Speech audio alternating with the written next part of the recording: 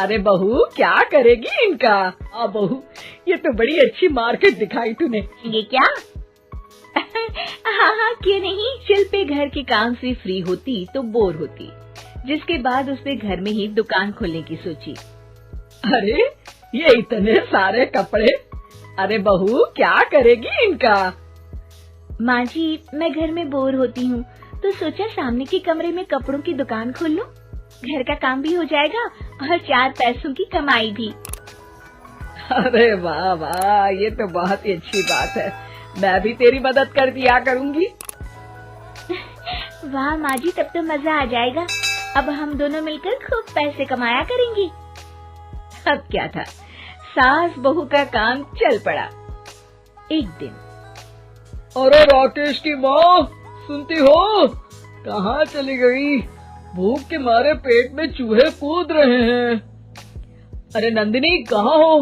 भूख लग रही है। पापा कहाँ है माँ? पता नहीं बेटा, भूख लग रही है। आज तो किसी ने चाय भी नहीं पूछी। तभी सास बहू घर के अंदर ढेर सारे सामान के साथ आती हैं और वो भी हंसती हुई। अरे वाह बहू, ये तो बड़ी अच्छी मार्केट दिखाई तूने। बड़ा ही सस्ता सामान था।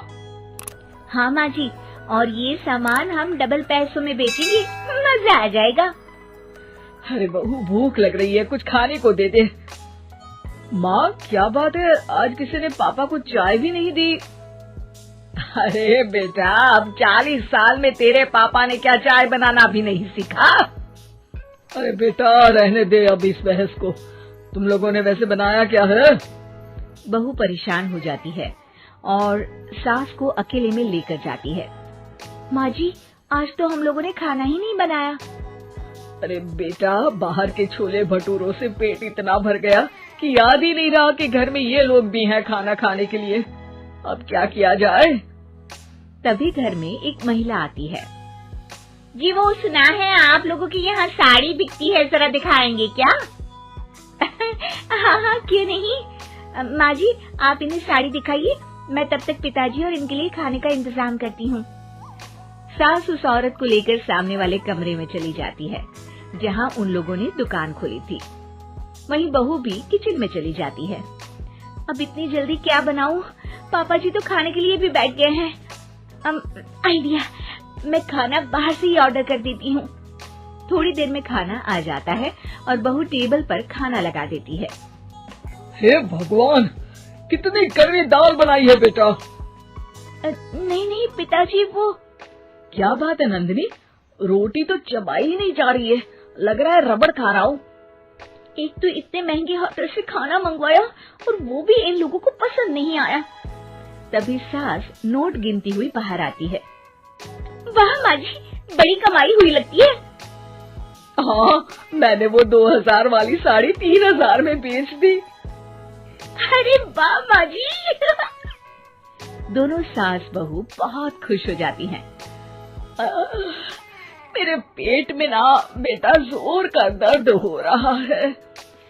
अरे माँ, क्या हुआ? पेट में दर्द? बाहर का कुछ खाया था क्या? मैदा तो नहीं खा लिया?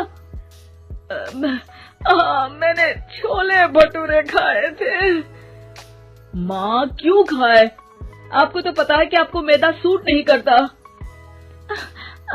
चलिए माँ को डॉक्टर के पास ले जाते हैं। तभी अंदर से पापा की आवाज आती है।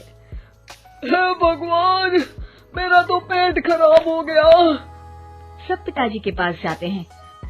पिताजी, आपको क्या हुआ? खाना बासी था शायद। अरे पिताजी, नंदिनी जानती है कि बासी खाने से आपकी तबीयत खराब हो जाती है, तो वो ऐसा क्यों देगी, है ना नंदिनी? वो खाना मैंने बाहर से ऑर्डर किया था। मैं और माँ दुकान का सामान लेने गए थे, इसलिए खाना नहीं बना पाए। क्या नंदिनी, दुकान के चक्कर में तुमने तो सारे घर का हाल बिगाड़ रखा है। चलो अब माँ और पापा को लेकर अस्पताल चलते हैं।